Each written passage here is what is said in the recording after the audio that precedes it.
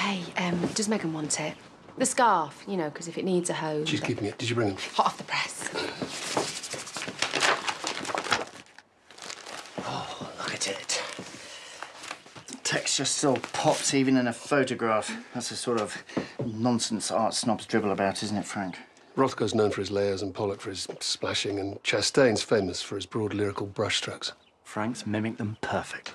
Gives the work a real passionate urgency. Just looks like chicken scratches to me, Frank, no offence. Well, as long as I bandy about a few energetic adjectives, it's aggressive, it's tumultuous. It's a rip-off. Oh, yeah. All art buyers want to hear is stuff they can repeat to their mates when they're showing it off. I still don't understand, how come you're not just taking the painting to the meeting? Art dealers don't carry £100,000 paintings around with them, and certainly not to a restaurant. Oh. When are we meeting Eleanor? Not we, me. Oh, so what do you want me to do? Nothing. Yeah, you did the photos. Yeah, but anyone could have printed them off. What's my role? We've got it from here. Right, so when you said you wanted me to be involved, what you meant was you wanted me to keep my mouth shut so I didn't blow the job. No, Ley, babe. Why don't you save your charm for Eleanor? You're going to need it. It's on its way from Provence, due on Monday. You didn't bring it with you? Here? That's not how it's done. I know that. I just didn't know whether you knew that. I mean, who sells art in a random restaurant? Well, it's the only place I ever do. Call it eccentric. I call it seriously weird and unprofessional. And I'm not sure it'll result in a sale for you. Well, before you leave me with this incredibly expensive bill, I would like to point out the colours are practically fighting for dominance. It's an aggressive dance of sorts. I really need to get moving. I'm off to meet a racehorse. My friends want me to invest in it, and it's a great excuse to get to the Oh, race. Clive, darling, how are you? Mwah, mwah. The last time I saw you here, you'd found Daddy that little Pollock he was lusting after. What gem do you have today? Quaint, isn't it, the way he always meets people in his favourite little restaurant. Are you okay? It's a Chastain. Tell me it isn't.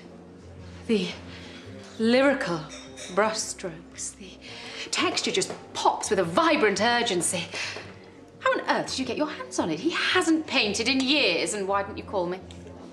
Actually, you're in luck. You were the next person on my list. Well, why wasn't I your first? Because I promised to show it to Miss Carlo. Do you want it? Of course you do. It's a Chastain. His feelings bleed all over it, don't they? OK, I'll pay you 20,000 over what she's offered. Cash. Wow, that's very generous. Hang on a minute. I have first right of refusal, and I refuse to refuse it. I'm sorry, but the painting's already been sold to me. Right, Clive? I'll match her offer, 120,000 cash. Well, I can't go back on a deal. It's my reputation on the line. Oh, Clive, is there any room for negotiation? There isn't. I'm buying the painting on Monday when it arrives, right? I look forward to meeting Mr. Chastain. Mr. Chastain's somewhat of a hermit. Who only comes out to meet his buyers. He insists on it, doesn't he? Then I'll be seeing you, my painting, and Mr. Chastain on Monday.